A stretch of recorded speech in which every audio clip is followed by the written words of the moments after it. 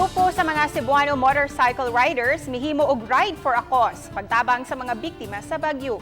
Moabot sa 6 ka oras ang gibiyahe sa mga riders aron matadlas ang Southern Cebu nga labihang apektado sa bagyo. Kapin sa 20 ka mga riders ang misalmot sa ilang aktibidad nga bisan di kaayo maayo ang panahon, kay padayon gihapon ang ilang biyahe. Ang ilang grupo milusad og aktibidad aron makahatag usab og tampo sa komunidad labi na kadtong naglisod kaayo kay gipahapa sa bagyo. Matud sa usa sa mga organizer nga si Ralph Andrew Abinido, makapalipay kanila ang pahiyom o pasalamat sa mga tao nga natabangan o nahatagan sa hinabang. Plano sa grupo muhimo og laing mga kalihukan ning tuiga aron makahatag usab pagbalik sa katawhan nga labing nanginahanglan. Awhag usab ni Abinido sa ubang grupo muhimo og ilang kaugalingong mga initiatives kay dagan pa kaayo ang nanginahanglan og hinabang karon.